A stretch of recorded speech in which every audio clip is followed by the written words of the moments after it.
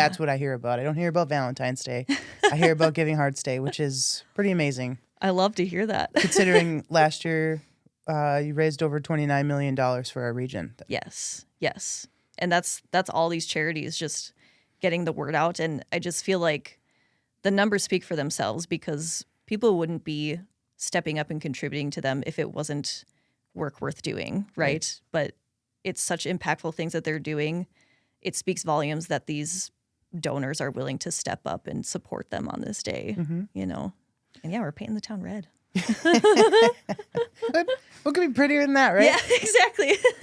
Is there, so I know a lot of different companies or places will have different ways to raise money or goods. Is there like a favorite way that you've seen over the years? Yeah, that's the cool part too about businesses that want to get involved is we want them to give back in the way that works for them and not necessarily have to follow stipulations of, you know, this is what qualifies you as a Giving Hearts business, but letting them kind of embrace the creativity of the day.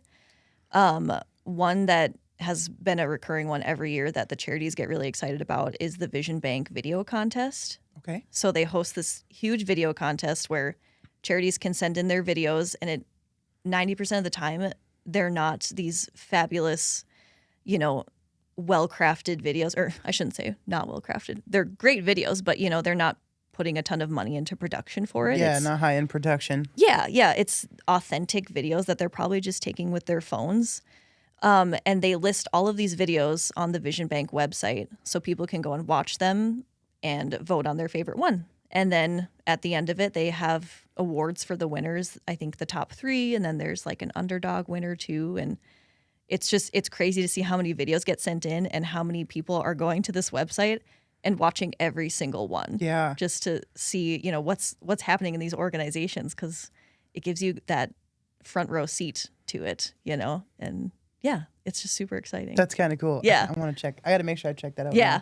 I got to take a mental note. You have to like sit back with a glass of wine and watch all of them on a Friday night. It's a little viewing party. Heck yeah. Is there how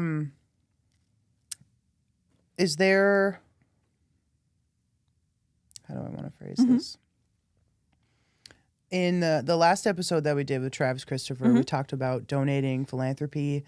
Sure. How things just start as a simple idea and you just got to do it. Yeah.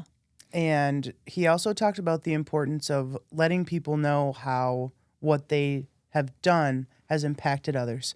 So do you ever get to see the fruits of that other than just we were able to raise this much money or get this many pounds of food or get this many volunteers? Do you get to see specific actions? Ooh, that's a good one.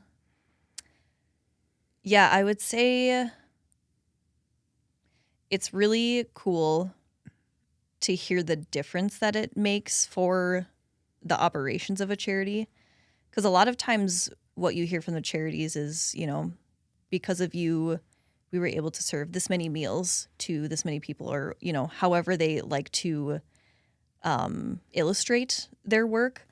But a lot of times what we get to hear is how it helped them to, you know, they got to start construction on a new building, and what that's going to lead to is going to impact so many more lives. You know, you kind of see them going along the stepping stones of where they want to get to with their really big dreams, you know, because they have these dreams that to other people seem crazy, or they're like, why are you going after that? You're a nonprofit. And it just seems insane. But to them, it just makes sense. And so it's really cool to see when they reach those checkpoints to it, and just to know that it's because of how generous our region is that they get to do that Yeah. and make that difference that's fulfilling to them.